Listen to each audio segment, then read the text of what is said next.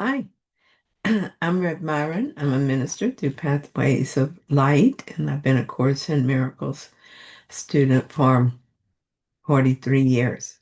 I'm going through the lessons again this year, asking Jesus to clarify for me, and then I write from that clarity. And that's what I'm sharing with you today. Before we get started, let me just ask that you like, if you find this helpful, please like it, and if you haven't yet, please consider subscribing. I would appreciate it. And oh, yes, please keep those comments coming. I so enjoy them. Okay, so we're looking at lesson 327. I need but call, and you will answer me. I'm not asked to take salvation on the basis of unsupported faith, for God has promised He will hear my call and answer me Himself. Let me but learn from my experience that this is true, and faith in Him has surely come to me. This is a faith that will endure and take me farther and still farther on the road that leads to Him. For thus I will be sure that He has not abandoned me and loves me still, awaiting but my call to give me all the help I need to come to Him. Father, I thank you that your promises will never fail in my experience, but I but test them out. Let me attempt, therefore, to try them and to not judge them. Your word is one with you. You give the means whereby conviction comes and surety of your abiding love is gained at last.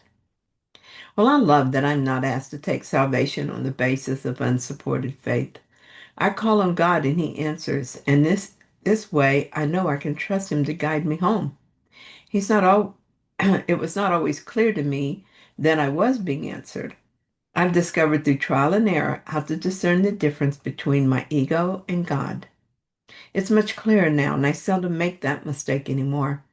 When I do, my open and receptive mind allows for correction, and I see that I was listening to what I wanted to hear rather than what God wanted me to hear.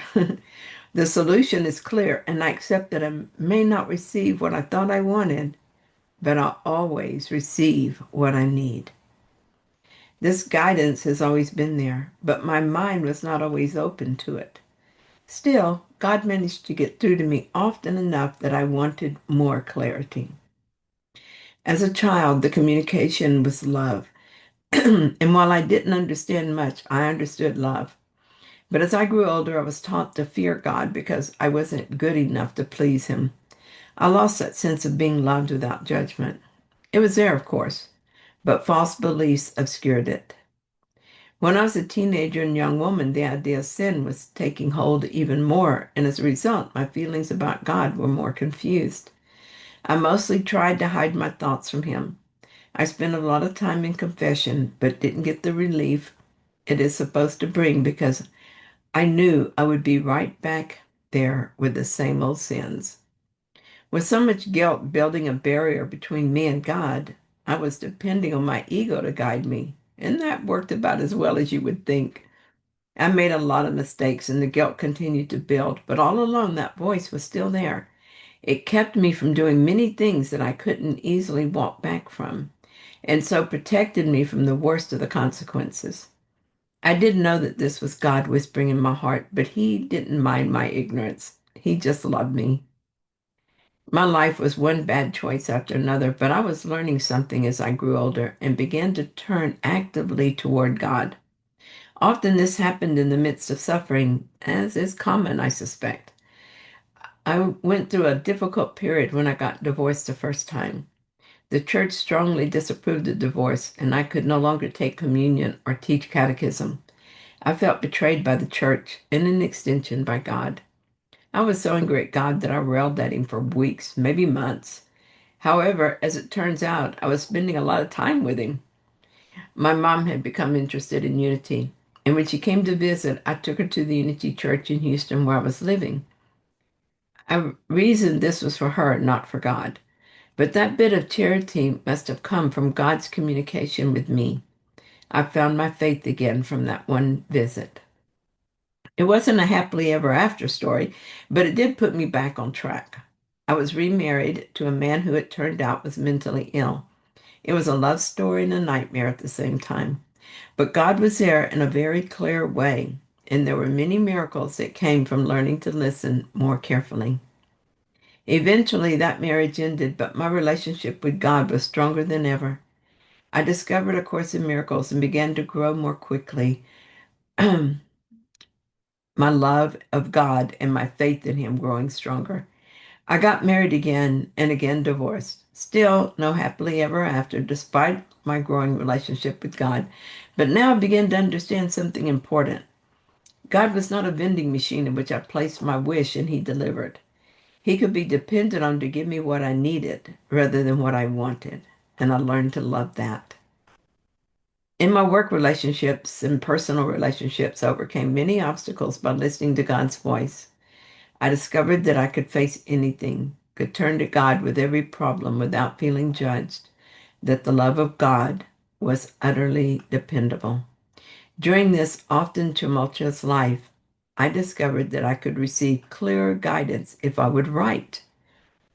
I began to ask for guidance by writing down everything I was thinking, everything I did, no matter how wrong it was. I was no longer afraid of God, so this was easier to do. After I'd emptied my mind of all the confusion by putting it on paper, I kept writing, trusting that God would send me His solution, and He absolutely did. Often it showed up as words. Sometimes it was peace I received and a sense of being cared for. Sometimes I would get my answer later. One of those times was after a hurricane. I was trying to be helpful to those most strongly affected, and people discovered I was doing this and contributed. A group of people many miles away filled an 18-wheeler with everything you could imagine, from baby diapers to food, and sent it my way. The problem was that I was told it was on its way to me and I had nowhere to receive it. What on earth was I going to do? I was crying in the shower, asking God to help me. Suddenly, I felt calmer and I began to think of possibilities. I got dressed, and on my way to work, I stopped for donuts and began telling the owner what was going on. He must have wondered why on earth I was telling him this, with the line behind me growing longer as I talked.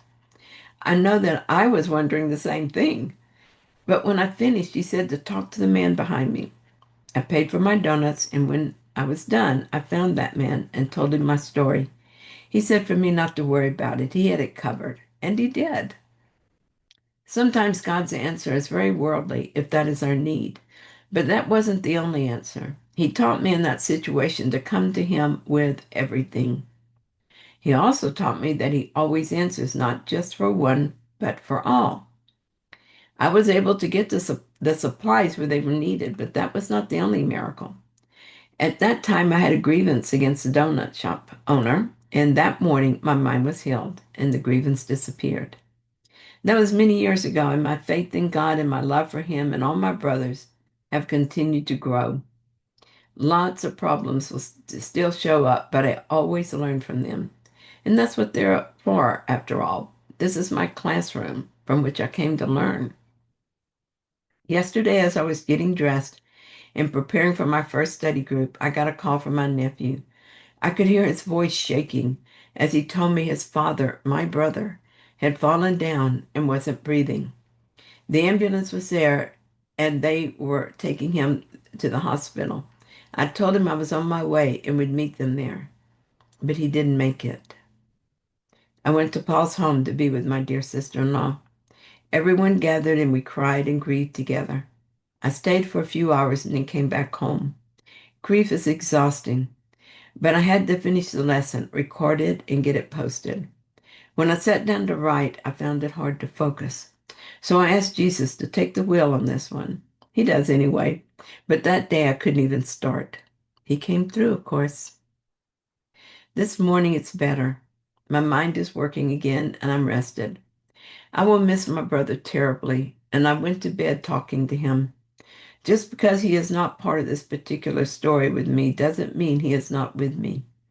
I feel his presence, and I'm sure we visited in my dreams because when I woke up, I was happy. I'm still crying a little from time to time as I mourn the loss of my dear brother as part of my story. I will probably cry with family when we meet again and at the final goodbye to Paul of the story, but that changes nothing in reality. I will know him and love him just as I always have. And so, even in this tender moment of loss, the lesson feels alive in me.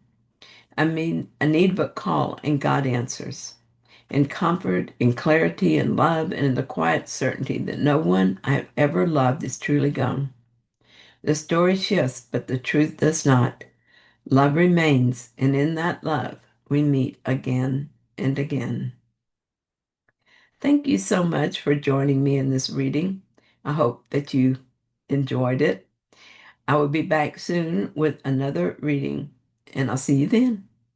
Bye.